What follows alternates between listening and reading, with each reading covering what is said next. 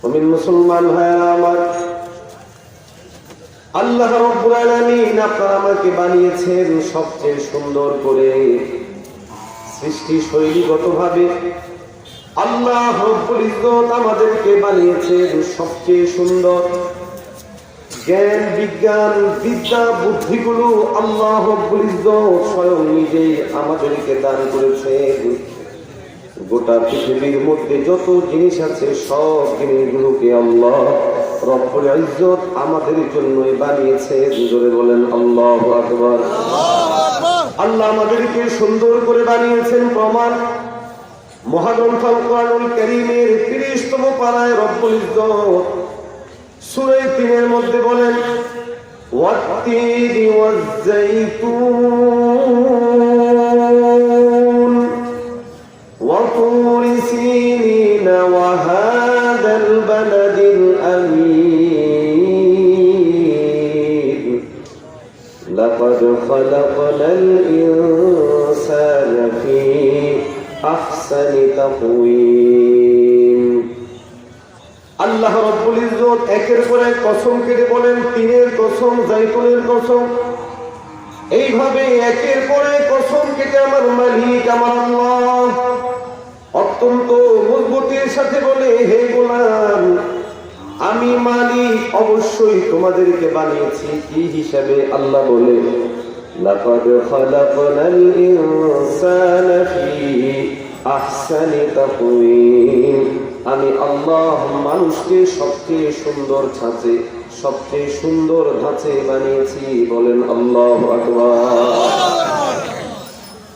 কিন্তু এই মানুষগুলোকে ধীরে ধীরে অমানুষে কারা পরিণত করেছে? এই মানুষগুলোকে ধীরে ধীরে পশুতে কারা পরিণত করেছে? পশুত্বতা মানুষের মাঝে কিভাবে এসছে? সহজ উত্তর হলো, মানুষেরই আরেকটা বিশাল বড় অংশ এই পৃথিবীকে স্থিতিশীল করে রাখার লক্ষ্যে মানুষের মাঝে হাইওয়ানিয়তকে প্রবেশ করিয়েছে, মানুষের মাঝে পশুত্বতাকে প্রবেশ করিয়েছে। আল্লাহ প্রদত্ত সমস্ত জিনিসগুলোকে সরিয়ে দিয়ে আস্তে আস্তে তাদেরকে অমানুষ হিসাবে গড়ে তোলার জন্য তারা ষড়যন্ত্র করেছে, চক্রান্ত করেছে। আবার দিয়ে বলে ঠিক না? দেখে আজকের দিনে মানুষের কাছে উন্নয়ন উন্নতির মাপকাঠি নষ্ট হয়ে গেছে। এই জন্য আপনি দেখবেন যখনই বলা হয় উন্নত দেশ, তো যেই কারো প্রথম চিন্তা চলে যায় নিশ্চয়ই সেটা ইউরোপ আমেরিকা হবে। কেন? মানুষের কাছে উন্নয়ন এবং উন্নতির মাপকাঠি বাহ্যিকভাবে অর্থ, বিত্ত এবং সম্পদের মালিক হওয়া, ক্ষমতার মালিক হওয়া, সুপার পাওয়ার হওয়া। সুতরাং যেহেতু আজকের পৃথিবীতে আমেরিকা সুপার পাওয়ার, আজকের পৃথিবীতে তারাই সারা পৃথিবীর মধ্যে রাজত্ব পরিচালনা করছে, চালিয়ে যাচ্ছে, যার কারণে মানুষ যখনই বলে উন্নত দেশ তখনই প্রথম তার মাথা চলে যায় নিশ্চয়ই আমেরিকা হবে, ইউরোপ হবে। ও মুমিনেরা, এই চিন্তাগত দিক থেকে আমাদেরকে বের হয়ে আসতে হবে। নিছক অর্থ, বিত্ত এগুলো উন্নয়ন এবং উন্নতির মাপকাঠি পশ্চিম কেনও হতে পারে না। যদি কেউ প্রকৃত মানুষ না হতে পারে, মনুষ্যত্ব তার মধ্যে না আসে, পশুত্ব যার মধ্যে প্রবেশ করে ফেলে, সেই কোনোদিন মানুষের পর্যায়ে হতে পারে না। আমি কয়েকটা উপমা আপনাদের সামনে তুলে ধরার চেষ্টা করব জাস্ট বুঝার জন্য। আল্লাহ রাব্বুল ইজ্জত মানব জাতিকে সৃষ্টি করার পর মানব জাতির ইজ্জত আবরুর হেফাজতের জন্য পোশাক পাঠিয়ে দিয়েছেন আসমান থেকে। আল্লাহু আকবার বলবেন, আরেকটু ধরে বলেন না। আসমান থেকে পোশাকের কাজ কি হবে সেই জিনিসও আল্লাহ রাব্বুল ইজ্জত কোরআনে হাকিমে বর্ণনা করেছেন। আজকের ইউরোপ আমেরিকার কালচার কি? হুজুর যেগুলো হাস্যরস করেও বুঝিয়েছেন, যখন আমরা কোনো কক্সবাজার সহ এরকম সামুদ্রিক এরিয়াগুলোতে যাই দেখার জন্য, দেখা যায় মানুষ নগ্ন হয়ে ঘোরাফেরা করে। গোটা ইউরোপ জুড়ে শালীন পোশাক পরনেওয়ালা মানুষ আপনি হাতে গোনা কয়েকজন খুঁজে পাবেন।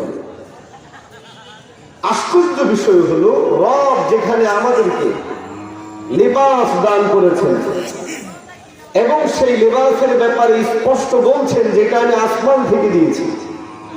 বাবা আদম এবং হাওয়ার জান্নাতের থেকে বের হওয়ার প্রক্রিয়ায় সর্বপ্রথম যে নিয়ামত ছিনিয়ে নেওয়া হয়েছিল সেটা ছিল পোশাক, যার জন্য তারা জান্নাতের বিভিন্ন গাছগাছালি দিয়ে তাদের লজ্জাস্থানগুলোকে আচ্ছাদিত করেছে, সরঞ্জামগুলোকে লজ্জাস্থানগুলোকে গোপন করার চেষ্টা করেছে।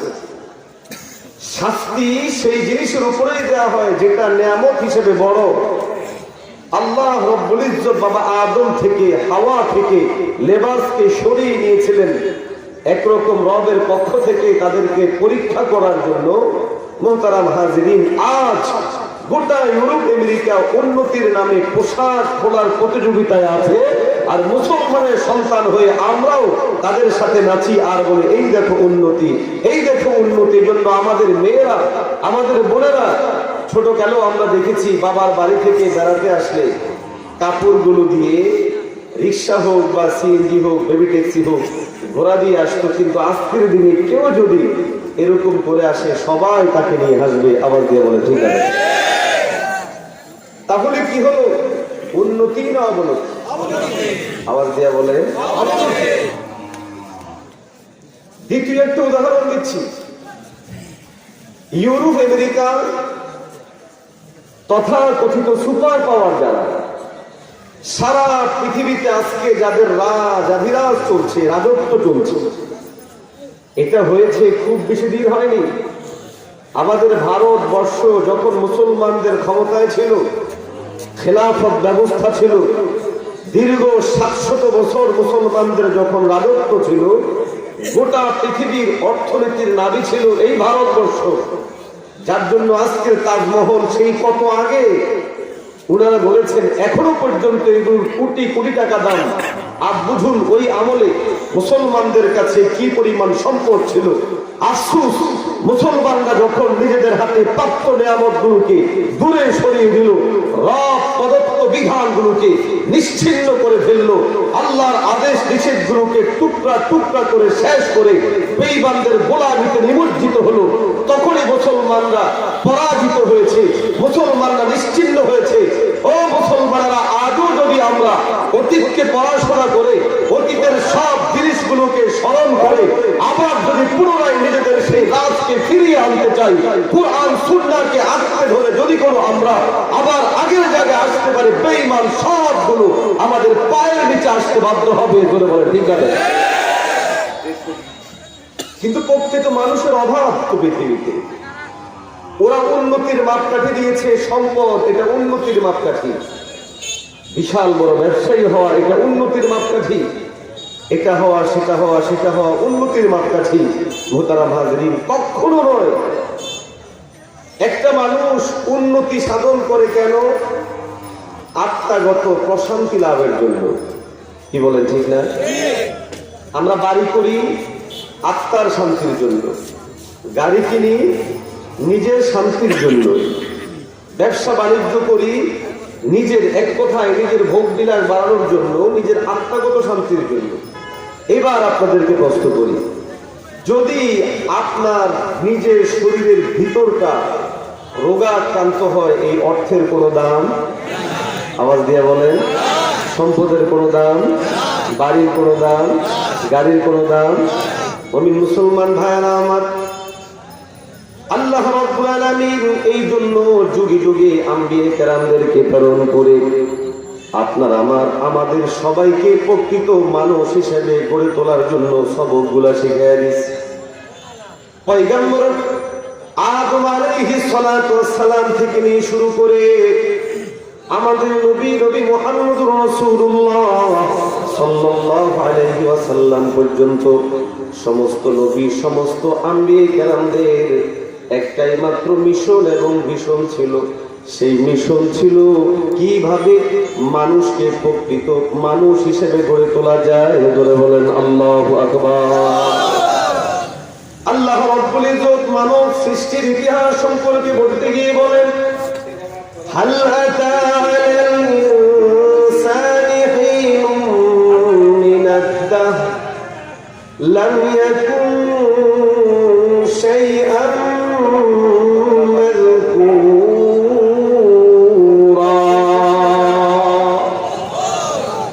আল্লাহ বলেন, আরে হাল আতা আলাল ইনসান, মানুষ তো এমন যে তাদেরকে উল্লেখ করার মতো কিছুই ছিল না। কি বলেন, ঠিক না? উল্লেখ করার মতো, বলার মতো কিচ্ছু ছিল না। আল্লাহ বলেন, আমি বানিয়েছি, আমি সাজিয়েছি, আমি তাদেরকে গড়ে তুলেছি মানুষ হিসেবে, প্রকৃত মানুষ হিসেবে। মানুষের কাজ কি?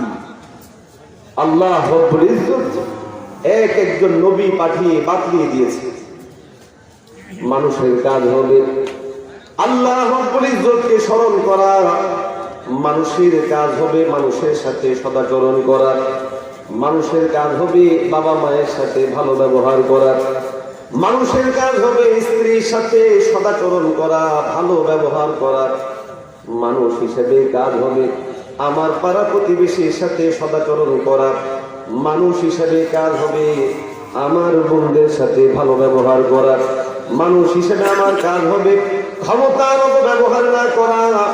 মানুষ হিসেবে আমার কাজ হবে আমার মালিক, আমার আল্লাহ আমাদের জন্য যা যা করতে বলেছেন আমি সেই সেই জিনিসগুলো করব, আর যা করতে নিষেধ করেছেন আমি সেই জিনিসগুলোকে ছেড়ে দিব। এই জন্য আল্লাহর হাবিব সাল্লাল্লাহু আলাইহি ওয়াসাল্লাম মানুষ প্রজননের যে ধারা, যে ধারাবাহিকতা, সেটা হলো বিয়ে। বিয়ের মাধ্যমে মানব প্রজনন হয়, বৈধভাবে যখন হয়। আল্লাহ রাব্বুল ইজ্জত চান গোটা পৃথিবীর মধ্যে সবগুলো সুসন্তান হবে, ভালো মানুষ হবে। এই জন্য বিয়ের বিষয়ে পয়গম্বর আরবীর মাধ্যমে জবানি ভাবে ঘোষণা দেওয়া দিয়েছেন। পয়গম্বর নিজে বিয়ে করে পদ্ধতি শিখাই দিয়েছেন কেমন করে হওয়া উচিত। বিয়ে সম্পর্কে আল্লাহ রাব্বুল আলামিন পুরো দিন দাঁড় করিয়েছেন। ও মানব জাতি, বিয়ে করার সময় তোমরা সম্পদ দেখে নয়, বরং তোমরা মানুষ দেখে বিয়ে করো। মেয়ের মধ্যে দেখবে মেয়ে কতটা তার মধ্যে মনুষ্যত্ব আছে, দিনদারি আছে। ছেলের মধ্যে দেখবে তার মধ্যে কতটা দিনদারি আছে।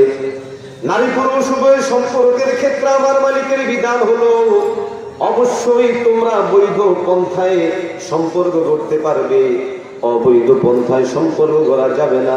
আল্লাহ রাব্বুল ইজ্জত এই সব জিনিসগুলো দিয়েছেন কিছু সুসন্তান এবং ভালো মানুষের জন্য। আওয়াজ দেন ঠিক নেই? এবার বুঝুন এই বিষয়টাকে সুশৃঙ্খল সুন্দর মানুষ সু হওয়ার যে মাধ্যম, এই মাধ্যমটাকে ভিন্ন দিকে নিয়ে যাওয়ার জন্য কুসন্তান, যেটাকে ভিন্ন ভাষা আরেক শব্দ আমাদের বাংলায় বলে, সেটা আমি বলবো না। সুয়ের বিপরীতে কু বললাম, বৈধ অবৈধ সন্তান। গোটা ইউরোপ আমেরিকার মিশন হলো সারা পৃথিবীতে তারা অবৈধ সন্তান দিয়ে চাষাবাদ করবে। কেন? আমেরিকা সৃষ্টির পর থেকে, সৃষ্টি তো নয়, আবিষ্কার হওয়ার পর থেকে নিয়ে আজ পর্যন্ত কোনো ভালো কাজ করেছে এমন কোন ইতিহাস নেই। আজকের দিনেও গোটা পৃথিবীর মধ্যে মারামারি, কাটাকাটি, হানাহানি আছে না নাই? কথা বলেন না, আছে না নাই? ওদের এত সৈন্য মারা যায়, এত লোক মারা যায়, কিন্তু ওদের কোনো বাবা মা কান্নাকাটি করে না। কেন জানেন? কারণ অধিকাংশগুলোই হলো, বাংলায় বলে জারজ বলে, শব্দটা আমি এবার উঠিয়ে নিচ্ছি, জাস্ট বোঝার জন্য বললাম, অবৈধ সন্তান। এই জন্য আফগানিস্তানের যুদ্ধে হাজার হাজার এই অবৈধ সন্তানগুলো মারা গেছে। খুব কম বাপমা এসে বলেছে আমার সন্তান কেন মারা গেল, বলেনি। আমাদেরকে থিম চালিয়ে দিয়েছে পরিবার পরিকল্পনা।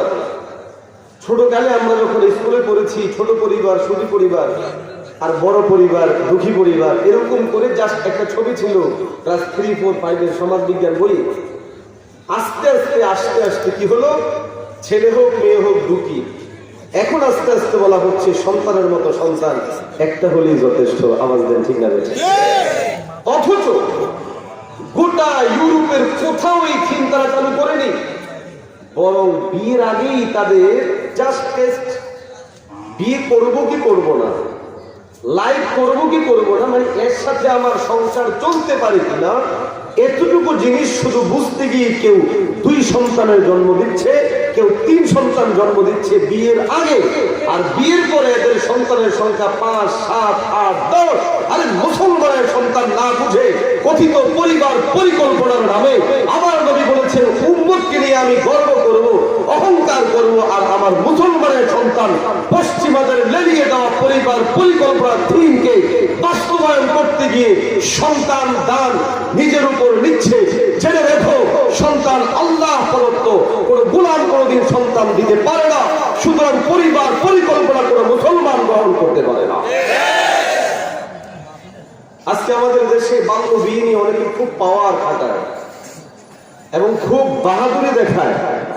অনেক পুলিশ অফিসার, অনেক নেতৃবৃন্দ এটাকে নিজেদের জন্য খুব বেশি একটা ক্রেডিটের বিষয় নিচ্ছে। প্রথম বিষয়, বাল্য শব্দটাই একটা মূর্খতা। কারণ যারা বালেগ হয়ে গিয়েছে, যৌবন যাদের মধ্যে চলে এসছে, যৌবন আসতে কত বছর লাগে? ছেলেদের 12 থেকে 15-র ভিতরে ফুল যৌবন চলে আসে, মেয়েদের 9 থেকে 12-র ভিতরে ফুল যৌবন চলে আসে।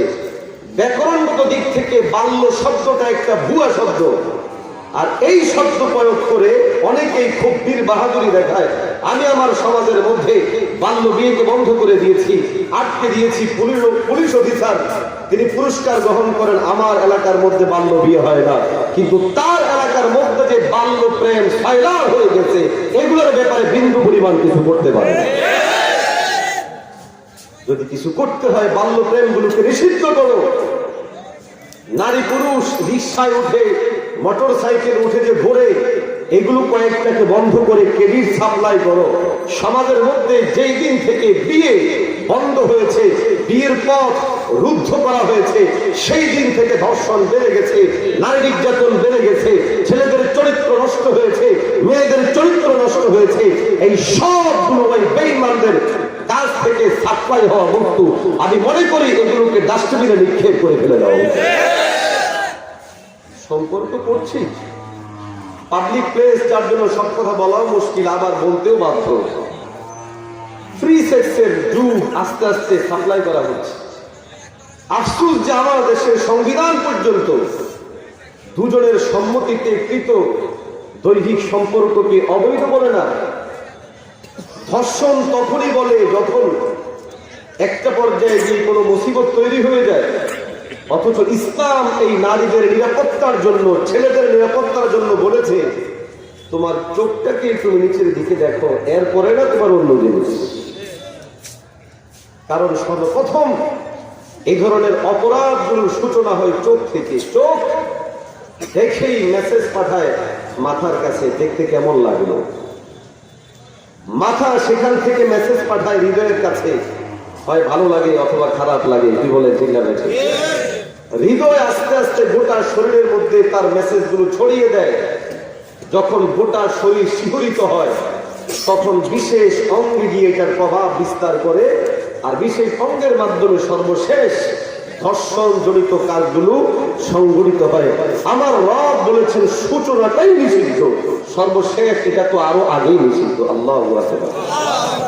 মুমিন মুসলমান ভাইয়েরা আমার, আল্লাহ রাব্বুল আলামিন মানুষকে প্রকৃত মানুষ, সুমানুষ এবং ভালো মানুষ হিসেবে গড়ে তোলার জন্য বৈধ পদ্ধতি দান করেছেন। আল্লাহ রাব্বুল ইজ্জত বলেন, ফানকিহু মা তাবা লাকুম মিনান নিসা। আমার রব বলে তোমরা বিয়ে করো নারীদেরকে, তোমাদের যাকে ভালো লাগে তাকে বিয়ে করো। ও মুসলমান, বিয়ের পথ রুদ্ধ করে দিয়ে যারা বিয়ে পূর্ব অবৈধ জিনিসগুলোকে আস্তে আস্তে করে মানুষের মাঝে ছড়িয়ে দিচ্ছে, বিয়ে পরবর্তী সময়ে যারা পরকীয়াকে উস্কে দিচ্ছে, তারা আর যাই হোক ব্যক্তি, পরিবার এবং সমাজ রাষ্ট্রের জন্য কোনোদিন কল্যাণকামী হতে পারে না।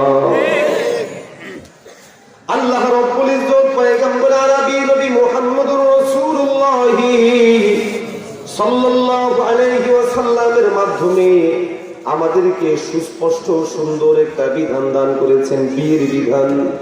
ও মুমিন, আমাদের সমাজের মধ্যে আজকে বিয়েগুলো খুব বেশি কঠিন হয়ে গেছে।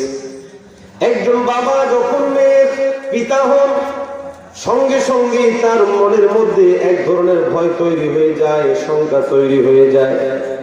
কি হয়েছে? মেয়ে সন্তান হয়েছে, এই কথাটা বলতে তিনি লজ্জা বোধ করেন। মেয়ে সন্তান হওয়ার পরের দিন থেকে মাথার মধ্যে একটা চিন্তা পেরেশানি কাজ করে, কেমনে বিয়ে দিব, কত টাকা না জানে লাগে, কোথায় বিয়ে দিব, কেমন করে বিয়ে দিব। এই জন্য অনেক মা অনেক বোনকেও দেখি, যখন তার মেয়ে সন্তান হয়, স্বামীর কাছে মেয়ে সন্তানের ব্যাপারে খবর দিতে লজ্জা বোধ করে, পরিবার পরিজনের কাছে মেয়ে সন্তান হলে খবর দিতে লজ্জা বোধ করে। এই জিনিসগুলো কেন হলো? এক কথায় উত্তর হলো, পশ্চিমা বেঈমানদের কালচার আমাদের মধ্যে আনার কারণে এই অবস্থা হয়েছে। অথচ ইসলামের বিধান হলো, হে বাবা, যখন তোমার মেয়ে সন্তান হলো, ফাবাশির, তুমি সুসংবাদ গ্রহণ করো। দুনিয়ার কোন নিয়ামতের নয়, দুনিয়ার কোন জিনিসের নয়, স্বয়ং আল্লাহ রাব্বুল ইজ্জতের হাবিব স্পষ্ট করে বলছেন, তুমি সুসংবাদ নাও। কিসের জানোনি? আল্লাহর হাবিব বলে, তুমি সুসংবাদ নাও জান্নাতে। আল্লাহর হাবিব একবার তার সাহাবায়ে কেরামদেরকে নিয়ে বসে আছেন, বলেন, ও আমার সাহাবীরা শোনো, তোমাদের মধ্য হতে যদি কারো মেয়ে সন্তান রব্বুল ইজ্জত দান করে, আর ওই বাবা মেয়ে সন্তানের সংবাদ শুনে যখন তিনি খুশি হন, আনন্দিত হন, আর মেয়েটাকে তিনি বড় করেন, লালন পালন করে আস্তে আস্তে করে বড় করে তোলেন, এইভাবে যখন তাকে বিয়ে দিয়ে দেন, এরপরে যদি আল্লাহ তারে আরেকটা মেয়ে সন্তান দান করে, বাবা খুশি হয়ে যান, এই মেয়েটাকে লালন পালন করে বিয়ে দিয়ে দেন, এরপরে যদি আরেকটা মেয়ে সন্তান হয়, বাবা ওই মেয়েটাকেও লালন পালন করে বিয়ে দিয়ে দেয়। পয়গম্বর আলামী বলেন, এই বাবার জন্য আমার মালিক জান্নাত অবধারিত করে দেয়। ইসলাম সহজ করে দিয়েছে, নারীদেরকে বিয়ে দেওয়ার সময় কোনো খরচ হবে না, বরং নারীরা বিয়ে করার সময়ের মধ্যে মোহর হিসেবে সম্পদ প্রাপ্ত হবে, টাকা পাবে, যেটাকে বলা হয় মোহর। কিন্তু আপনি আমি এই জিনিসটাকে উল্টো বানিয়ে আজকে সমাজের মধ্যে প্রবেশ করায় দিয়েছি যৌতুক। এই জন্য দেখা যায় একজন বাবা তার মেয়ে হলে বড় পেরেশান, কেমন করে আমার মেয়েটারে বিয়ে দিব, কার কাছে দিব, কেমনে দিব। এক জায়গায় দিতে গেলে 5 লাখ, আরেক জায়গায় দিতে গেলে 6 লাখ। এই জন্য একজন বাবা তার মেয়ে সন্তানকে নিয়ে অত্যন্ত পেরেশান হয়ে যায়। আমার গান ঠিক নেই? আরে বলতে গেলে অনেক কথা তো আমাদের নিজেদের উপরেও দাঁড়িয়ে চলে আসে। মেয়ের বাড়িতে খাবার না খেয়ে থাকতে পারলে এটা সর্বাধিক তর উত্তম। খাবার হবে ছেলের বাড়িতে। কার বাড়িতে? আপনাদের গায়ে লাগতেছে মনে কথা, বুঝার জন্য বলছি। খাবার হবে ছেলের বাড়িতে, বিয়ে সংক্রান্ত খাবারের নাম হলো ওয়ালিমা। কিন্তু আমরা একটা নতুন বানাইছি, সেটার নাম হলো বউ ভাত। কি ভাত? কথা বলেন না, কি ভাত? লম্বা সময় ধরে হাসাহাসি করছেন তো, এই জন্য হয়তো একটু আনেজি ফিল হচ্ছে। আনেজি ফিল হচ্ছে। বউ ভাত ইসলাম বলে ওয়ালিমা। ওয়ালিমা কে খাওয়াবে? ছেলে খাওয়াবে। আর আমরা বানিয়ে নিলাম বউ ভাত। ছেলের বাড়িতে যদি খায় 10 জন, মেয়ের বাড়িতে খাবে কম পক্ষে 100 জন। বাস্তবতা আছে না? নেই? জিনিসটা বুঝার জন্য বলি, ইসলাম কেন মেয়ের বাড়িতে খানা না করে ছেলের বাড়িতে কেন খানা হা করে, এই জিনিসটা বুঝার জন্য ছোট্ট একটু উদাহরণ দিচ্ছি, শরিয়াই উদাহরণ। বলুন তো, যদি কোনো বাড়িতে মানুষ মারা যায়, সেই বাড়িতে আপনি আমি যে খাওয়া উচিত? কথা বলেন, উচিত না। শরিয়ার নিয়ম হল, যখন কোনো বাড়িতে কেউ মারা গেল, সেই বাড়িতে তারা কান্না বান্না কখন করবে? শোকাহত, তাদের হৃদয়ে রক্তক্ষরণ হয়। প্রতিবেশীদের, আত্মীয় স্বজনদের জিম্মাদারি হলো 3 দিন, 7 দিন, 10 দিন, যাই হোক ওই বাড়িতে খাবার পাঠাও, তাদেরকে খাওয়াও। আমরা কি করি? উল্টো যার বাপ মারা গেল বা আত্মীয় স্বজন কেউ মারা গেল, ঘাড়ের মধ্যে চেপে 3 দিন পরে তার কাছ থেকে খাই। আবার দিয়ে কোন ঠিক আছে? ইসলামের পক্ষে গেল না, পুরো উল্টো কথা বলে। ইসলাম ছিল সর্বোচ্চ মানবিক। যাদের বাড়িতে লোক মারা গেছে সেখানে খাবার পাঠাও। আর আমরা করলাম এই তোর বাপ মারা গেছে, যে এখন আমাদেরকে খাওয়া। কথা বলবেন, ভুল বুঝবেন না। কারো যদি সামর্থ্য থাকে খাওয়ানোর মতো, সে সময় সুযোগ করে খাওয়াবে। একেবারে 3 দিনের দিনেই খাওয়াতে হবে, 4 দিনের দিনেই খাওয়াতে হবে, 40 দিনের দিনেই খাওয়াতে হবে। ও কি জানতো তার বাপটা মারা যাবে? কথা বলেন। আরে যত বড় কোটিপতি হোক, আচমকা 10,000 টাকার ম্যানেজ করা অনেকের জন্য কষ্ট হয়ে যায়, কঠিন হয়ে যায়। লোকটা জানতো না তার বাবা মারা যাবে কিনা, মারা গেছে, আল্লাহ নিয়ে গেছে। শোকাহত ওই পরিবার যেখানে দুঃখিত, ব্যথিত, হৃদয়ের মধ্যে রক্তক্ষরণ। আমরা সমাজ ব্যবস্থা গলার মধ্যে চাপ দিয়ে ধরলাম 3 দিন পর খাওয়াইতে হবে, নাম দিলাম শরীয়তের। মিথ্যা কথা। আল্লাহর হাবিবের গোটা জিন্দেগীর কখনো এই ধরনের আবশ্যিক ভাবে কাউকে খাইতে খাওয়াইতে বাধ্য করেছেন কোন বাপের বেটা কোনোদিন দেখাতে পারবে। এটা ইসলামের অপব্যবহার, উল্টো ব্যবহার। সেম ইসলাম বলে খাবার হবে ছেলের বাড়িতে, মেয়ের বাড়িতে নয়। আপনি আমি পুরোপুরি মেয়ের বাড়িতে নিয়ে নিলাম। ও মুমিন, যেই বাড়িতে মানুষ মারা যায় সেই বাড়িতে খাবার আয়োজন কেন করা হয় না? তারা দুঃখিত, আন্তরিকভাবে ব্যথিত, তাদের হৃদয়ের মধ্যে ব্যথনা জনম। ঠিক তেমনি ভাবে বিয়ে বাড়িতেও এইরকম ভাবে একটা ঘটনা ঘটে। তাদের পরিবারের একটা সদস্য বিয়োগ হয়ে যাচ্ছে, যে এতদিন পর্যন্ত সবার সাথে ছিল, এই সদস্যটা হারাচ্ছে তার পরিবার। মা দুঃখিত, বাবা দুঃখিত, পরিবার পরিজন সবার অন্তরের মধ্যে একটা শোক। মেয়েও একটা অনিশ্চিত জিন্দেগির দিকে পা বাড়াচ্ছে।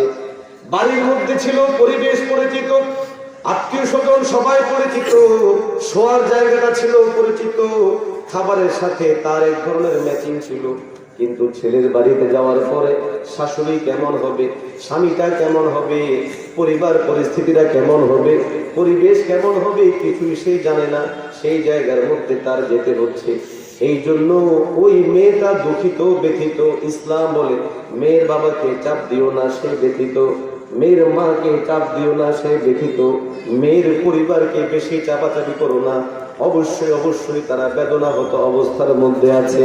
আর আপনি আমি সবগুলো উল্টা করে ছেলের বাড়িতে 10 জন খাইলে মেয়ের বাড়িতে খায় 100 জন। কামের চাকর চুকুর যা আছে সবগুলো বলে খাইস না, অমুক দিন খানা আছে তারপরে খাইতে যাবি। আওয়াজ দিয়ে বলে ঠিক আছে। এতটুকুর মধ্যে থাকলেও হতো। আজ মুসলমানদের বিয়ের সূচনা হয় ডিজে পার্টি দিয়ে। আরো আসতে পারে গায়ে হলুদের নামে এত নগ্নতা অশ্লীলতা আমাদের ছেয়ে গেছে। অধিকাংশ বিয়েগুলো শুক্রবারে হয়, যার জন্য বৃহস্পতিবার রাত, যেটাকে আল্লাহর হাবিব স্পষ্ট 5টি রাতে আলাদা ইবাদতের কথা গুরুত্ব দিয়ে বলেছেন, এর মধ্যে একটি রাত হলো শুক্রবারের রাত। গোটা রাত বাংলা গান, ইংরেজি গান, চাইনিজ গান, যা গান আছে সব চালু করে নিজেরাও আস্তে আস্তে জাহান্নামের দিকে যায়, অন্য মানুষগুলোকেও জাহান্নামের দিকে দেয়। আওয়াজ দিয়ে এখন ঠিক আছে। এই তো আমাদের ফলাফল। রেজাল্ট কি হয়? বিয়ে হয় কয়দিন পরে হুজুর ছাইরা দিচ্ছে। তোমার কথা বলেন কি করে? হুজুর দেয় যে দেয়, 1 তালাক দেয় না কেউ ভুলেও। তালাকের শুরুটাই হয় কয় তালাক? কথা বলেন না, কয় তালাক? এই 3 তালাক দেওয়ার পরে সর্বপ্রথম বিপদে পড়ে হুজুর, 2য় নাম্বার বিপদে পড়ে মেম্বার, 3 নম্বরে বিপদে পড়ে চেয়ারম্যান অথবা স্থানীয় কোনো নেতা। আওয়াজ দেন ঠিক আছে। আরে বেটা, দেওয়ার সময় একটু চিন্তা ভাবনা করে তালাকটা দেও না। দেওয়ার শুরুটাই করে 3 দিয়া। কয় দিয়া? কথা বলেন না, কয় দিয়া? তিন, এটা এমন ভাবে ছড়ায় গেছে, এখন আরেক গ্রুপ বেরোচ্ছে, অসুবিধা নেই, তিনটা দিলেও একটা হবে। ওমা, তিনটা দিলে কয়টা দিল, কয়টা হইল, কয়টা?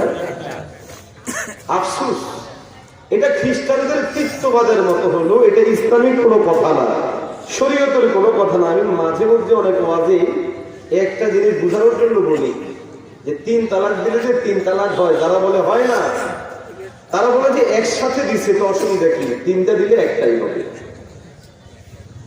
এক এলাকায় আপনার বিরক্ত হচ্ছেন না? আপনারাই হচ্ছেন রিয়েল শ্রোতা, বুঝেন নেই? এই জন্য আশা করি শুনবেন তো, বিরক্ত হচ্ছেন না তো? এক লোক তার স্ত্রীকে কয় তালাক দিল? কথা বলতে হবে। 3 তালাক দেওয়ার পর আগেই বলেছি সর্বপ্রথম বিপদে পড়ে কে? হুজুরের কাছে গেছে, যাওয়ার পরে হুজুর এই ঘটনা ঘটায় গেছে। তো হুজুর কি বলবে? 3টাকে একটা বলে বাড়ায় দিবে। স্বাভাবিক ভাবে হুজুর বলে দিছে, যেহেতু ভাই 3টা দিছো, 3 তালাক হয়ে গেছে। আমরা সাধারণত এইভাবে কথা বলিও না, কারণ অধিকাংশ মানুষ প্রথমে একরকম বলে, যখন দেখে পক্ষে গেছে তো মাশাআল্লাহ হুজুর অনেক ভালো, হুজুর মিষ্টি খাবেন, পান খাবেন, আরো যা যা লাগে সব আপনার কাছে দিলাম, আপনি খাবেন। যখনই বলে যে ভাই দিলেন তো 3টা হয়ে গেল, হুজুর ভালো না। কথা বলেন ঠিক না? ঠিক। আর আমি নিজেকার শিকার, 10 বছর ধরে ফাতোয়া বিভাগে কাজ করছি, আলহামদুলিল্লাহ মুফতিদেরকে পড়াচ্ছি, অনলাইনে অফলাইনে শত শত ফতোয়া আসে আমাদের কাছে, যার জন্য এখন আর মৌখিক কোনো কথা না, তালাক বিষয়ে কোনো ফতোয়া জানতে চাইনি, আগে লেখক কি ঘটেছে। কেন? পক্ষে গেলে তো ঠিক আছে, কিন্তু বিপক্ষে গেলে আরেক হুজুরের কাছে যায় আর উল্টাইয়া বলে আরেক রকম ফতোয়া এনে কোনো হুজুরটা বুয়া। এই জন্য ফাতোয়ার নিয়ম হলো লিখিত দিতে হবে, তারপরে লিখিত দিব, না হয় দিব না। তো যাই হোক, ইমাম সাহেবের কাছে বা হুজুরের কাছে গেল, হুজুর বলে দিচ্ছি 3 তালাক হয়ে গেছে। তারে কোনোভাবে বোঝানো যায় না, এখন ইন্টারনেটের যুগ, সার্চ করেছে 3 তালাকে 1 তালাক পেয়ে গেছে, বিশাল একটা গ্রুপ আছে যারা এই নিয়ে বিভ্রান্তি ছড়ায়। মোদি যাদেরকে পুঁজি করে গোটা ভারতবর্ষে এই 3 তালাকের নীতিকে সে সাপ্লাই করেছে। এখন এটা পেয়েছি হুজুর, ইন্টারনেটের মধ্যে পেয়েছি 3টা দিলে একটা হয়। 3টা দিলে কয়টা হয়? একসাথে যদি কেউ 3টা দেয় তখন আর 3টা হয় না, একটাই হয়। হুজুর অনেকক্ষণ মাসালা বোঝানোর পর যখন দেখে যে মাসালা আর বোঝে না, এইবার বলে যে এদিকে আসেন, আস্তে করে তার এক গালের মধ্যে 3 থাপ্পড় লাগাই গেছে। এখন সে হতবাক, হুজুর এটা কি করলেন? তোমার মাসালা তোমার হল করে দিয়েছি, যাও। সে এখন চেয়ারম্যানের কাছে গিয়ে বিচার দিল, হুজুর আমি তো হুজুরের কাছে তালাকের মাসালা জানতে গেছিলাম, হুজুর আমার মাসালা না বুঝাই, হুজুর দেই দেখেন আমাকে খাবায় শেষ করে দিচ্ছে। চেয়ারম্যান সাহেব বেচারা হতবাক, আমাদের মহল্লার ইমাম সাহেব হুজুর একাম ঘটাইছে, পাহাড় এই দেখেন আমার গাল সাক্ষী, গোটা গালকে লাল করে দিয়েছে। চেয়ারম্যান সাহেব চিন্তায় পড়ে গেল, কিভাবে সম্ভব? হুজুর এভাবে তাকে থাপ্পড় দিল মাসালা জিজ্ঞাসা করার কারণে। খবর দাও হুজুর। হুজুরকে খবর দিয়ে আনা হলো, হুজুর আপনার কাছে মাসআলা জানতে চেয়েছে, মাসআলা না বলে এভাবে একটা মানুষকে থামড়ালেন, ঘটনা কি? সে কি বলেছে? আমি তোমাকে কি করেছি? বলছে স্যার চেয়ারম্যান সাহেব আমাকে উনি 3টা থাপ্পড় লাগিয়েছে। এইবার ইমাম সাহেব বলে যে আমি তোমার 3 থাপ্পড় দিই নাই, আমি তোমার 1 থাপ্পড় দিচ্ছি। কথা বলেন না কেন? কয়টা দিচ্ছি? এখন ইমাম সাহেব বলে একটা, ওই লোক বলে 3টা, দুজনের মধ্যে লেগে গেল বিতর্ক। এইবার চেয়ারম্যান সাহেব ইমাম সাহেব বলে, হুজুর আল্লাহর ওয়াস্তে সত্য কথা বলেন, ঘটনা কি? আপনি বলেন 1 থাপ্পড়, ও বলে 3 থাপ্পড়, আমরা এখন সমাধান কি দিব? তখন ওই লোক বলল, আমি যদি তাকে একসাথে 3 থাপ্পড় দিলে থাপ্পড় 3টাই হয়, তো সে তার স্ত্রীকে একসাথে তালাক 3টা দিলে একটা হবে কেন? সুবহানাল্লাহ বলেন। মাসালা হল হয়েছে না হয় না? 3 to 3 আমার সমাজ আজকে নষ্ট হয়ে যাচ্ছে কতিপয় মানুষের ভুল ব্যাখ্যা এবং বিশৃঙ্খলতার কারণে। মনে রাখবেন, তালাক দেয়া কোনো ভালো কাজ নয়। একটা মেয়ের জীবনকে ধ্বংস করে দিলে, অহেতুক যদি কোনো পুরুষ তার স্ত্রীকে তালাক দেয়, গায়ে হাত তোলে, সম্পর্ক বিচ্ছিন্ন করে, প্রিয় হাবিব স্পষ্ট বলেছেন, জান্নাতের গান পর্যন্ত তোদের নাকে লাগবে না। সুতরাং মুখে আসলেই তালাক দিয়ে দিই, কথা বলেন। কিন্তু এই তালাকের মহামারী কেন? ওই যে সূচনা, আমাদের বিয়ের প্রক্রিয়াগুলো সব ফালতু। বিয়ের ক্ষেত্রে সবচেয়ে অবহেলিত জায়গা হলো বিয়ে পড়ানো, এবং যিনি পড়ান উনি সবচেয়ে বেশি অবহেলিত। এই জন্য আমাকে যদি ব্যক্তিগতভাবে কোনো বিয়েতে বিয়ে পড়ানোর জন্য বলে, আমি বলি সমস্ত কাজ কথা আমার নেতৃত্বে হবে। আমি যেইভাবে বলি, যেইভাবে করি সেভাবে করাইতে হবে। না হয় মৌলবী একজন ডাক দিয়ে নিলেন, টুপিরে এইভাবে দিয়ে আস্তে করে যাবে, আর হুট করে 500 টাকা ধরায় দিবেন, বিয়ে পড়ায় চলে আসবো, সেখানে সাইন করবো। 5 বছর পর তালাক দিয়ে একজন জেলে যাবে, হুজুর কাছে আসবে হ্যান্ডকাপ পরাতে, কোন ছেলের সাথে বিয়ে করাছেন। এই ধরনের ফালতু জিনিস আমরা করতে রাজি না। আমি যে কোনো বিয়ে করালে মিনিমাম আধা ঘন্টা কথা বলি, আধা ঘন্টা। পারিবারিক জীবন আজকে সম্পূর্ণ নষ্ট হচ্ছে আমাদের চলচ্চিত্র নামক সেই উচ্ছৃঙ্খল বদমাশগুলোর কারণে, যারা নিজেরাও চরিত্রহীন, নষ্ট নষ্ট আমার যুবক শ্রেণীকে নষ্ট বাস্ত করে দিচ্ছে। ও যুবকেরা, সচেতন, সাবধান হও। চলচ্চিত্র পাড়াগুলোকে জ্বালিয়ে পুড়িয়ে দেওয়ার জন্য প্রস্তুত গ্রহণ করো। এই সমাজ এবং রাষ্ট্রকে বাড়াতে দাও, বলে বলা ঠিক হবে না। একটা চরিত্র ঠিক নয়। চলচ্চিত্র পাড়া থেকে শিখায় নগ্নতা, অশ্লীলতা, উচ্ছৃঙ্খলতা, ফালতু জিনিসগুলো।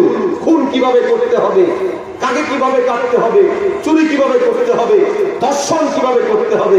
আর সব জিনিসের পিছনে আসলে সব দোষ মোল্লাদের, সব দোষ মৌলবীদের। জেনে রেখো, মোল্লা মৌলবীদের দোষ দেওয়ার দিন অনেক আগেই শেষ হয়ে গেছে।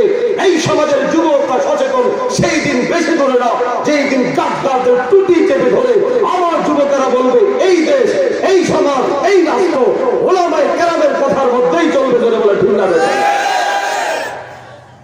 আজীব বিষয় কি পাচ্ছি আমরা নাটক পাড়া থেকে, সিনেমা পাড়া থেকে। এই যে বিয়েতে গায়ে হলুদের নামে নগ্নতা, সম্পূর্ণ আমাদের পশ্চিমারা এনে দিয়েছে। নাট্য পাড়ায়, চলচ্চিত্র পাড়ায় তারা এনে দিয়েছে আমাদের ঘরে ঘরে। আওয়াজ দিয়ে বন্ধ লাগে।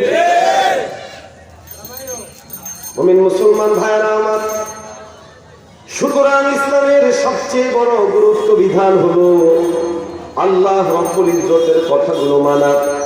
আল্লাহ রব্বুল ইজ্জত আপনার আমাকে একটি সুন্দর পারিবারিক জীবন গঠনের জন্য মানব প্রজননের ব্যবস্থাপনা, বিয়েকে রব্বুল ইজ্জত বৈধ করেছেন। বিয়ের মাধ্যমেই যেন আপনার আমার ঘর সাজে, পরিবার সাজে। ও মুমিন, আজ যখন এই জিনিসগুলোকে আমরা কঠিন করে ফেলেছি, ক্ষতিগ্রস্ত করে ফেলেছি, ধীরে ধীরে আপনি আমি যখন এই জিনিসগুলোকে মানুষদের সামনে আস্তে আস্তে করে নষ্ট করে ফেলেছি, আমাদের সমাজ, আমাদের পরিবার ধীরে ধীরে নষ্ট হয়ে যাচ্ছে। এই জন্য যদি কারো সম্ভব হয়, আজকে আমার যুবক ভাইয়েরা এই মাহফিলের আয়োজন করেছে, এদের মধ্যে যদি কিছু যুবক চেষ্টা করে যে আমি সম্পূর্ণ যৌতুক ব্যতীত, মেয়ের বাড়িতে খানা ব্যতীত বিয়ে করবো, পারবো তো ইনশাআল্লাহ? কারা কারা একটু হাত তুলে বলেন তো ইনশাআল্লাহ। অনেকে হাত তোলে না, চিন্তা করে কি মুসিবতে বলে। আরে পারবেন তো? জিনিসটা বোঝার জন্য বলি। এখন অনেকের মনে কষ্ট হতে পারে, হুজুর তার মানে কি শ্বশুর বাড়িতে কি খাওয়া যাবে না? বোঝার চেষ্টা করবেন, শ্বশুর বাড়িতে কি খাওয়া যাবে না? ওমা কথা বলে না, খাওয়া যাবে না। আমি বুঝাতে চেয়েছি, বাধ্যবাধকতার সাথে অনেক বিয়ে ভেঙে যায় এই শর্তের কারণে। 100 জন খাওয়াই না, আমরা 50 খাওয়াই না, হবে না। 100 জন খাওয়ার কথা বলে পরে 150 জন যায়। আর বাস্তবতা আছে না নাই? এগুলো অপসংস্কৃতি, কুকালচার, এগুলো ইসলামের না, এগুলো টোটালি পশ্চিমাদের। বিয়ে হওয়ার সময়ের মধ্যে বউ ভাত, বিয়ের মধ্যে এসে কি যেন আয়োজনটা করে গায়ে হলুদ, গায়ে হলুদ। আরে বিয়ে বাড়ির হালত তো এই হয়েছে, মেয়েগুলোকে দেখলে কোনটা বউ আর কোনটা বউ না এটা আলাদা করাই অনেক সময় কষ্ট হয়ে যায়। কারণ মেয়ে যেটার বিয়ে ওটার চেয়েও বেশি সাজে যেগুলো তার আশপাশে থাকে। এই জন্য সামাজিক অবক্ষয় সৃষ্টি হচ্ছে পশ্চিমাদের থেকে ধেয়ে আসা সেই অপসংস্কৃতি পরিত্যাগ করতে পারবো তো ইনশাআল্লাহ। 3 নম্বর উদাহরণ, আল্লাহ রাব্বুল ইজ্জত এই সমাজ, এই রাষ্ট্র এবং আপনার আমার মধ্যে একটা মানবিক গুণ দান করেছে। আমাদের জন্মদাতা বাবা, জন্মদাত্রী মা আল্লাহ রাব্বুল ইজ্জতের ভাষায় সবচেয়ে বড় দামি, সবচেয়ে বড় মূল্যবান সম্পদ। ইসলামের থিম হলো, হে যুবক, হে যুবতী, তোমাদের বাবা মা যত বয়োবৃদ্ধ হবে তাদের দাম রব্বুল ইজ্জতের কাছে ততই বেড়ে যায়। মানুষ যত বুড়া হয় আল্লাহর কাছে তার দাম বাড়ে। জিনিসটা বোঝার জন্য বলি, আপনি আমি যখন কোনো পণ্য কোথাও ইম্পোর্ট করি অথবা এক্সপোর্ট করি, তখন আমরা ওই পণ্যটাকে সর্বোচ্চ উপযুক্ত করে ইম্পোর্ট করি, এক্সপোর্ট করি। ও মুমিন, আমার মালিক আল্লাহ রব্বুল ইজ্জত তার কাছে বান্দাদেরকে ডেকে নেন, অধিকাংশ মানুষকে ডেকে নেন বয়োবৃদ্ধ করে বুড়া অবস্থার মধ্যে। তার মানে বোঝা যায় আমার আল্লাহ রব্বুল ইজ্জত বুড়াদেরকে অনেক বেশি মহব্বত করে। এই জন্য আল্লাহ হাবিব সাল্লাল্লাহু আলাইহি ওয়াসাল্লাম হাদিসে পাকের মধ্যে বলেন, যখন কোনো বয়োবৃদ্ধ মুরব্বী যার দাড়িগুলো পেকে গেছে, চুলগুলো পেকে গেছে, শরীরের চামড়ার মধ্যে পাকা বটন ধরে গেছে, ওই মানুষটা যখন হাত তুলে আল্লাহকে ডাক দিয়ে বলে, মালিক আমি গুনাহগার, পাপী, অপরাধ করে ফেলেছি আল্লাহ, সঙ্গে সঙ্গে আমার মালিক বলেন যে আমি লজ্জা বোধ করি কোন বুড়ার হাতকে আমি খালি ফিরিয়ে দিতে। আল্লাহু আকবার। আল্লাহ রাব্বুল ইজ্জত এই জন্য আপনার আমাকে আদেশ দিয়ে বলে, হে যুবক, হে যুবতীরা, যখন তোমার বাবা মা বুড়ো হয়ে যায়, বয়স বেড়ে যায়, তাদেরকে অবমূল্যায়ন করো না, অবজ্ঞা করো না, তাদের প্রতি অসৎ আচরণ করো না, বরং তাদেরকে দাম দাও, তাদের সাথে সদাচরণ করো এবং তাদের খেদমত করে তুমি তোমার জান্নাত ক্রয় করে নিয়ে যাও।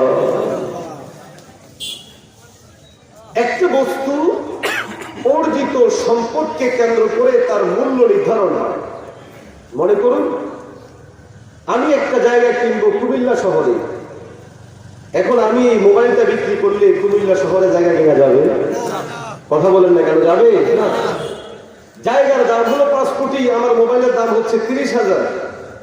আমি কুমিল্লা শহরে সেই দামি জায়গা কেমন করে কিনবো? অবশ্যই সেই কোটি টাকার সম্পদ অর্জন করতে হলে কোটি টাকার সম্পদই আমাকে হাতে নিয়ে আসতে হবে। জান্নাত সবচেয়ে বড় দামি জায়গা। আমার রব বলছেন, আরে বাপ এবং মাকে ঠিক করতে রাজি করায় নাও, এইগুলোকে রাজি করায় নিতে পারলে আমি মালিক তোমাদেরকে জান্নাত দান করে দেব। তাহলে বাবা মায়ের দাম কত টাকা হলো? জান্নাতের দাম যত। ধরে বলেন কত টাকা হলো? জান্নাতের দাম। সাহাবী রাসূল হযরত ইবনে আব্বাস রাদিয়াল্লাহু তাআলা আনহু বলেন, আল্লাহর নবী বলেছেন, বাবা মা হলো জান্নাত জাহান্নামের দরওয়াজা। আল্লাহ রাব্বুল আলামিনের হাবিব অত্যন্ত সুন্দর করে বলেন, বাবা মা হলো জান্নাতের 2টা দরওয়াজা অথবা জাহান্নামের 2টা দরওয়াজা। ও যুবকেরা, তোমাদের বাবা মায়ের সেবা যত্ন করে যদি তোমরা রাজি খুশি করাতে পারো, বাবা মা যদি খুশি হয়ে যায়, আল্লাহর হাবিব বলেন জান্নাতের 2টা দরওয়াজা খুলবা আর জান্নাতের মধ্যে প্রবেশ করবা। অথচ আফসোস আজকে আমাদের সমাজের হালত কি? বাবা মা যখনই একটু করে আর আয় করতে পারেন না, অসমর্থ হয়ে যান, চলতে পারেন না, সন্তানের পক্ষ থেকে অবজ্ঞার সূচনা শুরু হয়ে যায়। সন্তান যেই দিন থেকে টাকা পয়সা কামাই করতে আরম্ভ করে সেই দিন থেকে ভাবসাবে আসা শুরু। বাবার সাথে কথা বলার সময় ন্যূনতম ভদ্রতা সুলভ কথা বলে না। টাকা দিয়ে তুমি চুপচাপ করে বসে থাকবা, যা খাওয়া দরকার আমাদের কাছে বলবা, আমরা খাওয়াই দিব। হে যুবক, হে যুবতী, ও বন্ধু, এটা ইসলামের বিধান না। আল্লাহ রাব্বুল আলামিন পবিত্র কোরআনে হাকিমের মধ্যে বলেছেন, ওয়ালা তাকুল লাহুমা উফফিন ওয়ালা তানহারহুমা ওয়া কুল লাহুমা কাওলান কারীমা। আমার রব বলেছেন তাদের সাথে আচরণ হবে খুব নম্র, খুব ভদ্র। উফ বা বিরক্তি স্বরে কোনো কথা বলা নয়। বাবার কোনো বিষয়ে পরামর্শ দিচ্ছে, কি বোঝো তুমি? বাবার কোনো বিষয় করার জন্য বলছে, আপনার কারণে আমার ক্ষতি হয়ে গেল। এইভাবে বাবা মায়ের প্রতি অবজ্ঞা, অবহেলা আজকে সব পরিবারের সর্বত্র মহামারীর মতো আকার ধারণ করেছে। অনেক পরিবার একটু ভদ্রচিত ভাবে খারাপ ব্যবহার করে। সেই ভদ্রচিত খারাপ ব্যবহারের নাম হলো বাবা মা বুড়া বুড়ি দুটারে নিয়ে বৃদ্ধাশ্রমে রাইখা আসে। এটা হলো ভদ্রচিত খারাপ ব্যবহার। আরে আপনি আমি একদিন বুড়া হন না, দেখবেন নাতি এসে বলবে দাদা কেমন আছেন, নাতি এসে ঘাড়ে উঠবে, একটু ভালো লাগবে। আর আপনি আমি যখন পশ্চিমাদের কাছ থেকে পাওয়া এই অপকালচার বৃদ্ধাশ্রমে আমার বাবাকে আমার মাকে রেখে আসলাম, মনে রাখবেন তাদের অন্তরের আমাদের ধ্বংস হওয়ার জন্য যথেষ্ট। বলেন মুসলমান ভাইয়েরা আমার, ইন্টারনেটের যুগ, মোবাইলের মধ্যে বৃদ্ধাশ্রম সার্চ করলে ইউটিউবের মধ্যে দেখবেন কত কত উচ্চ শিক্ষিত মানুষ চোখের পানি ফেলতেছে। এক মা অনেকগুলো সন্তানের জননী চিৎকার করে কান্নাকাটি করে আর বলে, কোনোদিন ভাবিনি আমার সন্তানেরা এইভাবে বয়োবৃদ্ধ কালে আমাকে এইভাবে এখানে নিয়ে আসবে। কেউ কেউ হয়তো যুক্তি দেখাতে পারেন, অসুবিধা কি? হুজুর মাসে তো হাজার হাজার টাকা দিচ্ছি, সেবিকার মাধ্যমে সেবা করাবো, উন্নত খাবারের জন্য টাকা দিচ্ছি, তাদের মাধ্যমে খাওয়াবো। ও বন্ধু, যেই বাবা মায়ের দুর্গন্ধ আপনার আমার না সহ্য করতে পারেনি, বাবা মায়ের অতিরিক্ত কথা আপনার আমার মাঝে বিরক্তি সৃষ্টি করেছে, বাবা মায়ের অধিক পরামর্শ আমাদেরকে নষ্ট করেছে, আমাকে মেজাজ নষ্ট করেছে। একটা মেয়ে নিচক চাকরানি, সে কেমন করে আপনার বাবার সাথে ভালো ব্যবহার করবে, কেমন করে সে মহব্বতের ব্যবহার করবে? আপনি তো আমার তার ঔরসে হলাম, আপনি আমি, আমরাই অসহ্য, তার কথা ভালো লাগে না, আচরণ ভালো লাগে না, গন্ধ ভালো লাগে না, চাই যে কোনো ভাবেই হোক বলাটা ঘর থেকে বের হয়ে যাক, বের হয়ে যাক। ও মুমিন, জগন্নাথ ইউনিভার্সিটির একজন টিচার ইউটিউবের মধ্যে ওনার বক্তব্য শোনার পর আমি আমার নিজের চোখের পানি ধরে রাখতে পারিনি। উচ্চ শিক্ষিত মানুষ নিজের সব কিছু বিলীন করে দিয়ে সন্তানদেরকে অবশ্যই তিনি উচ্চ শিক্ষিত করেছেন, এখনো কথা বলেন কি স্পষ্ট হাঁটা চলাও করেন, কিন্তু সন্তানেরা তাকে নিয়ে বৃদ্ধাশ্রমে রেখে আসলো। আরে এই বৃদ্ধাশ্রমে রেখে আসার মানে হলো আমি আমার বাবার প্রতি সবচেয়ে বেশি অবজ্ঞা অবহেলা প্রদর্শন করলাম। মনে রাখবেন, আল্লাহ বলেছেন তাদের অন্তরের মধ্যে যেন উফ শব্দ তৈরি না হয়, তোমরা মুখের মধ্যে যেন উফ শব্দ না আনো। আপনি আমি যখন আমার বাবা মায়ের মুখের মধ্যে উফ শব্দ আনাইলাম, দিলের মধ্যে যখন এমন কোন আচরণ করলাম যে জিনিসের কারণে তাদের হৃদয়টা কাতর হলো, মনে রাখবেন এই আচরণ আমাদের জন্য একদিন ধ্বংসের কারণ হয়ে যাবে। পাকিস্তানি একজন বয়োবৃদ্ধ মুরব্বীর ভিডিও এখনো আমার মোবাইলে আছে। আল্লাহু আকবার কাবীরা। মুরব্বীকে এক লোক দিয়ে জিজ্ঞাসা করে, কেন আপনি বৃদ্ধকালে এই কাজগুলো করতে এসেছেন? আপনার কি কোনো সন্তান নাই? সন্তানেরা কি আপনাকে লালন পালন করার মতো এরকম সামর্থ্য রাখে না? বাবা চিৎকার করে কান্নাকাটি করে বলে, হ্যাঁ হ্যাঁ, আমার সন্তান আছে বই শুধু নয়, বরং আমার সন্তানেরা উচ্চ শিক্ষিত, বিশাল বড় গাড়ি হাঁকায়, বিশাল বড় ফ্ল্যাটে থাকে, কিন্তু আমি তো আমার সন্তানের ওই ঘরের মধ্যে সবচেয়ে অপ্রয়োজনীয়, সবচেয়ে অবহেলিত জিনিস, এই জন্য আমার জায়গা ওই ঘরের মধ্যে হয় নাই। মুমিন মুসলমানরা আমার, আবার মালিক আমার আল্লাহ নিজের ইবাদতের সাথে যুক্ত করে বলেন, ওয়াকাদা রাব্বুকা আল্লা তা'বুদু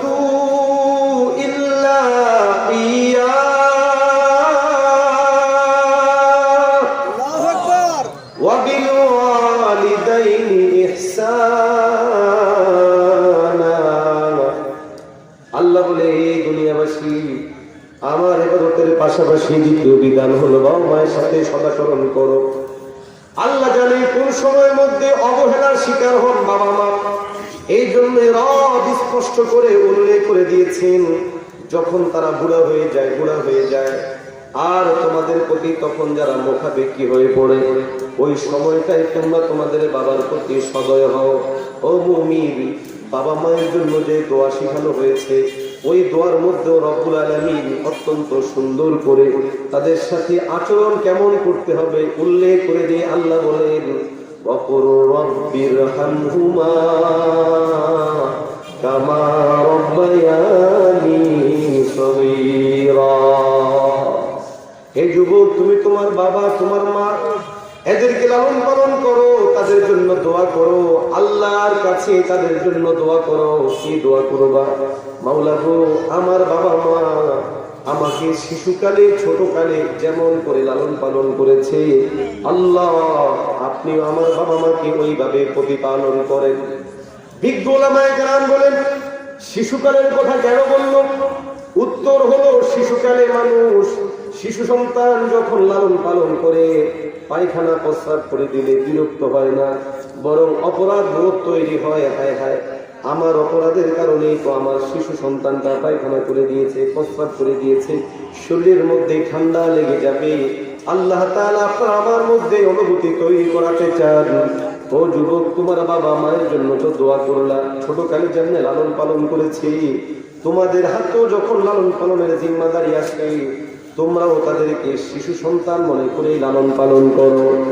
কোনো বাবা কোনো মা তার শিশু সন্তানের উপর রাগ করে না, তাদের কোনো কথার মধ্যে বিরক্ত হয় না, তাদেরকে লালন পালন করতে যে অন্তরের মধ্যে কখনো এই কথা আসে না যে আমার এই টাকাগুলো নষ্ট হচ্ছে, ক্ষতি হচ্ছে, না না না, বরং প্রতিটা বাবাই চেষ্টা করে তার সন্তানকে যে কোনো সুন্দরভাবে লালন পালন করা যায় কিনা। বরং অনেক পরিবারের মধ্যে ঝগড়াঝাটি শুরু হয় যখনই ছেলের ঘরে সন্তান হয়, তখনই সন্তান মনে করে আমার বাবা মা আমার মেয়েটাকে দেখতে পারে না, ওনার নাতিকে দেখতে পারে না, নাতিনকে দেখতে পারে না। আরে বোকা, আজকে তুমি তোমার সন্তানের প্রতি যেই রকম মায়াবান, তোমার বাবাও তো তোমার আমার প্রতি এইরকম মায়াবান। বিরক্ত হচ্ছে না? বিয়ের পর ঝামেলা শুরু। এখনকার বিয়ে অনেক সময় শুরু করাতেও হয় না। অনেক পরিবারের জন্য এটা একটা ভালোই হয়েছে, খারাপ না। ছেলে আর মেয়ে দুইজন সম্মতি করে বিয়ে করে চলে আসে, খরচও নাই, ভেজালও না, কিছু বলে জিনা বেঁচে। কিন্তু মৌলিক ভাবে বিয়ের যে থিম, বাবা মা 10টা গ্রাম খোঁজে, 10টা পরিবার খোঁজে, 10 জায়গায় খবর নেই, বিয়ে করাইতে যে হাজার হাজার টাকা নষ্ট করে। মেয়েটা দেখতে যেন ভালো হয়, বংশ যেন ভালো হয়, অর্থ বিত্ত ইত্যাদিও যেন থাকে, আমার ছেলেটার যেন কোনো দিকে কম না হয়ে যায়, লস না হয়ে যায়, এই দিক খেয়াল করে, সব দিক খেয়াল করে একটা ভালো মেয়ে এনে ছেলের হাতে তুলে দিল। আর ছেলে কয়েকদিন পর এই মেয়েকে কেন্দ্র করে বাবা মায়ের সাথে সম্পর্ক ক্রস করে ফেলে। আছে না? একবার নর্মালি তো বলছে, আমাদের মধ্যে এগুলো হচ্ছে। এই জন্য মোহতারাম হাজরিন, পশ্চিমাদের প্রতি আমি কথা বলছি না বিদ্বেষ রাখেন, কালকে যে আমেরিকা একটা বোমা মেরে দেন, শেষ করে দেন, সেটা না। আমরা কারা, আমাদের পরিচয় কি, আমাদের থিম কি, আমাদেরকে আল্লাহ কেন বানিয়েছেন, আমাদের করণীয় কি, আমাদের বর্জনীয় কি, আমাদের দাম কত, আমাদের মূল্য কত, এই দাম বুঝে, মূল্য বুঝে, করণীয় বুঝে, বর্জনীয় বুঝে আপনি আমি আমাকে প্রস্তুতি করা চাই। ওদের অন্ধ অনুসরণ নয়, বরং চোখে চোখ রেখে কথা বলতে হবে।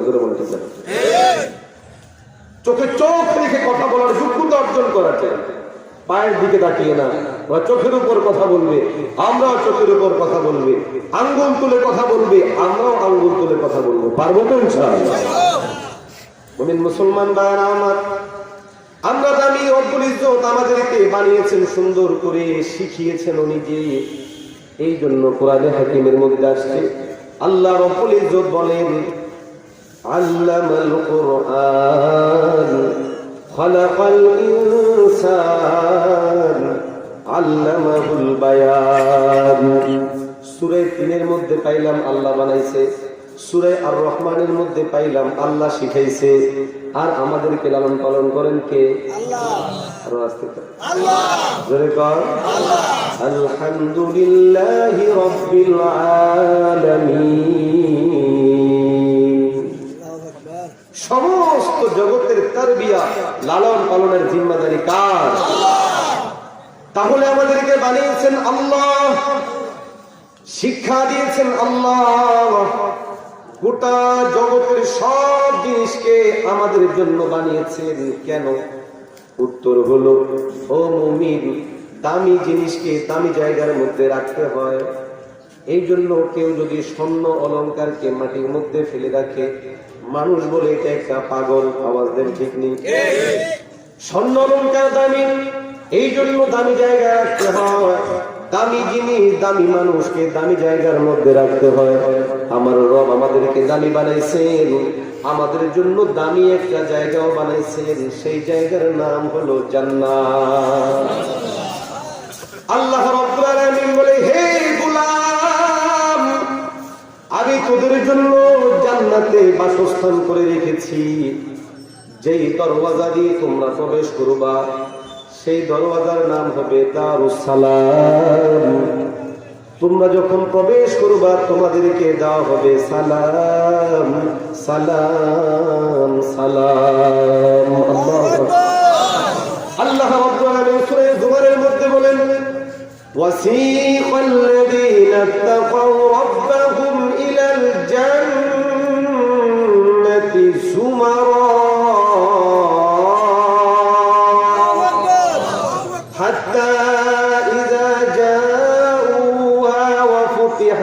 أبوابها وقال لهم خزنتها سلام। আল্লাহ রাব্বুল আলামিন বলেন, আমি জান্নাতীদেরকে দলে দলে ডাকবো, তাদের স্বাগতম জানানোর জন্য, সম্ভাষণ দেওয়ার জন্য, সংবর্ধনা দেওয়ার জন্য ফেরেশতাদের জামাতকে সাজায় রাখবো। ফেরেশতারা বলবে সালাম সালাম সালাম, সালাম দিয়ে দিয়ে সম্ভাষণ করবে। জান্নাতি সামনের দিকে যাবে, তুমি কত বড় সৌভাগ্যবান, কত বড় নিয়ামত তোমার, কত কত নিয়ামত পাবে, ফল ফুল, খাবার, থাকার জন্য বিশাল জায়গা, ভোগ করার জন্য বিশাল বড় সমাহার। রব্বুল ইজ্জত কুরআনুল কারীমের আয়াতে কারিমায় পড়তে পড়তে জিনিসগুলোকে বর্ণনা করেছেন। ও মুমিন, এর বিপরীত জিনিসগুলো আল্লাহ বয়ান করেছেন।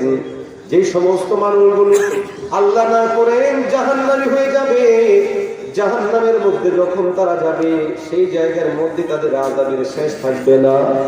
আল্লাহ রব্বুল ইজ্জত বলেন, বুজুহু ইয়াউমাইযিন খাশিয়া আমিলাতুন নাসিবা তাসলা নারান হামিয়া তুসকা মিন আইনিন আনিয়া লাইসা লাহুম তাআমুন ইল্লা মিন দারিয়া লা ইউসমিনু ওয়া লা ইউগনি মিন জু। আল্লাহ বলে, সেই দিন কিছু চেহারা হবে একেবারে শঙ্কিত, আতঙ্কিত, ভীত, সন্ত্রস্ত। একটা মানুষ অনেকদিন পর্যন্ত না খেলে তার চোখগুলো ভিতরে ঢুকে যায়, চেহারাটা শুকিয়ে যায়, আতঙ্ক তৈরি হয়ে যায়, চেহারার মধ্যে কোনো উজ্জ্বলতা থাকে না। আল্লাহ বলে, জাহান্নামীদের চেহারাগুলো অনুজ্জ্বল হবে, জাহান্নামীদের চেহারাগুলো ভীত সন্ত্রস্ত হবে, জাহান্নামীদের চেহারার হালতটা একেবারে খারাপ হবে, শরীরটা একেবারে কাবু চিকন হয়ে যাবে। তাদের প্রচন্ড পরিমাণে ক্ষুধা তৈরি হবে, প্রচন্ড পরিমাণে তৃষ্ণা তৈরি হবে, ব্যথা কষ্ট বেদনার কারণে তারা চিৎকার করবে আর খাবার চাইবে। আল্লাহ রাব্বুল আলামিন বলে, আমি খাবার দিব, আমি তাদের জন্য পানির ব্যবস্থা করব, কিন্তু পানি হবে গরম, খাবার হবে জ্বলন্ত অঙ্গার এবং আগুনের মতো। যখনই খাবারটা সামনে নিয়ে আসবে, গরম পানি সামনে আনলে ভাপ উঠে আমরা অস্বস্তি বোধ করি, সাথে সাথে মাথাকে ফিরায় নিই। আল্লাহ বলে, এত গরম পানি আমি তাদেরকে দিব, তাদের চেহারার সামনে যখন যাবে, চেহারার সমস্ত চামড়াগুলো খসে খুলে পড়ে যাবে। তাদের জন্য অন্যান্য যে সমস্ত জিনিসগুলো দিব, খাবার গ্রহণ করে পেট দিয়ে ঢুকবে, গলা শেষ হয়ে যাবে, বুক শেষ হয়ে যাবে, পেট শেষ হয়ে যাবে এবং পিছনের রাস্তা দিয়ে সব বের হয়ে যাবে। এক কথায় ওই মানুষটার উপরে আযাব হিসাবে রব এই জিনিসগুলো দান করবেন। ও মুমিন, শুধু তাই না, আল্লাহ বলে আমি জাহান্নামীদেরকে যখন জাহান্নামের আগুনের মধ্যে দিব, ও মুসলমান, আগুন বড় ভয়ঙ্কর জিনিস। বাগমারা বাজারে আমাদের অনেক ছোটকালে একবার আগুন লেগেছিল। পাশের গ্রামের একজন ছেলে একেবারে জ্বলে পুড়ে অঙ্গার হয়ে গিয়েছিল। ওই চেহারা, ওই ছবি এখনো আমার মনে হলে আমার কাছে বেহুশ হয়ে যেতে মনে চায়। কিছুদিন আগে লালবাগের মধ্যে যে আগুন লাগলো, মানুষগুলোর কেমন হালত হয়েছে। বনানীর মধ্যে আগুন লাগলো, বহুতল ভবনের মধ্যে জানালা দিয়ে চিৎকার করে করে সহযোগিতা চেয়েছে, কেউ লাফ দিয়েও পড়ে গেছে। আগুন বড় ভয়ঙ্কর, আগুন বড় মারাত্মক। জাহান্নামের মধ্যে আল্লাহ রব্বুল ইজ্জত জাহান্নামীদেরকে অনেকগুলো শাস্তি দিবেন, এর মধ্যে একটা হলো আগুনের শাস্তি। ও মুসলমান, আগুনের মধ্যে নিপতিত হয়ে জাহান্নামীগণ যখন পেরেশান হয়ে যাবে, আল্লাহ রব্বুল ইজ্জত তাদের সে আযাবকে আরো বাড়ায় দিবেন। জান্নাতীদেরকে সামনে নিয়ে আসবে, তারা দেখবে আমরা কত মুসিবতের মধ্যে আছি, এরা কত সুখে আছে। ডাক দিয়ে বলবে, ভাই রে, আমার এই গায়ের মধ্যে আগুন লেগে গেছে, আমার একটু পানি দিয়ে সহযোগিতা করো, আমি খাইতে পারি না, আমার পেটের মধ্যে প্রচন্ড খিদা, আমাকে একটুখানি খাবার দাও, যে নিয়ামত আল্লাহ তোমাদেরকে দিয়েছে সেই নিয়ামত গুলো দাও। আল্লাহর ভাষা আল্লাহ বলেন, ওয়ানাদা আসহাবুন নারি আসহাবাল জান্নাহ আন আফিদু আলাইনা মিনাল মা।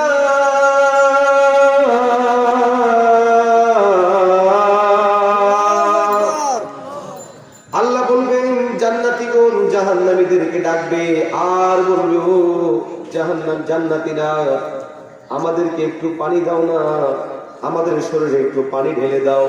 মানুষের গায়ে আগুন লাগলে সর্বপ্রথম যে জিনিসটা সেটা হলো পানি। জান্নাতীরা বলবে, ও হতভাগার দল, দুনিয়ায় থাকতে তো মালিকের কথা মানো নাই, শোনো নাই, আল্লাহ রব্বুল ইজ্জত তোমাদের উপর পানিকে এবং অন্য নিয়ামতকে হারাম করে দিয়েছে। মুহতারাম হাজিরিন, এই জন্য আল্লাহ আমাদেরকে যে জন্য বানিয়েছে, আমি আগেই বলেছি, জান্নাতে যাওয়ার জন্য বানিয়েছে। এই জন্য জান্নাতে যাইতে হলে তো উপযুক্ততা লাগবে। শরীরের মধ্যে সুন্নাহ নেই, আমলের মধ্যে কোনো কিচ্ছু নাই, এগুলো অনুপযুক্ত। বাংলাদেশের সংসদে কোনো পাগলকে উঠাবে? আমার কথা বলেন না, উঠাবে? সে পাগল বাদ দেন না, আমাকে বসতে দিবে? কথা বলেন, আমি কি অনুপযুক্ত কেউ? কথা বলেন না, অনুপযুক্ত কেউ না, কিন্তু প্রক্রিয়ায় আসি না বিধায় আমাকে দিবে না। প্রক্রিয়ায় গেলে তারপরেই দিবে। সেখানে যাওয়ার জন্য উপযুক্ততা লাগবে, উপযুক্ত হলে করেই বসতে দেয়, ঢুকতে দেয়। আপনার ঘরে যে কোনো মেহমানকে আপনি ঢুকতে দেন না, এটা আপনার প্রেস্টিজের বিষয়। আল্লাহ ও তার ঘরে যে কাউকে ঢুকতে দিবে না, যারা আল্লাহর গোলামি করবে, আল্লাহর হয়ে যাবে, তাদেরকে ঢুকতে দিবেন। যদি বলেন ঠিক আছে। এই জন্য আমাদের করণীয় হলো নেক আমল বাড়াবো। কি আমল বাড়াবো? কথা বলেন না, কি আমল বাড়াবো? নেক আমলের মধ্যে আছে 5 ওয়াক্ত নামাজ, রোজা, হজ, যাকাত, ফরিজা, যা আছে এগুলো করব। পাশাপাশি বাবা মায়ের প্রতি সদাচরণ করব, স্ত্রীদের প্রতি, বোনদের প্রতি অবশ্যই ভালো ব্যবহার করব। পারবো তো ইনশাআল্লাহ? যদি বলেন পারবো তো, আমরা চাইলে সম্ভব।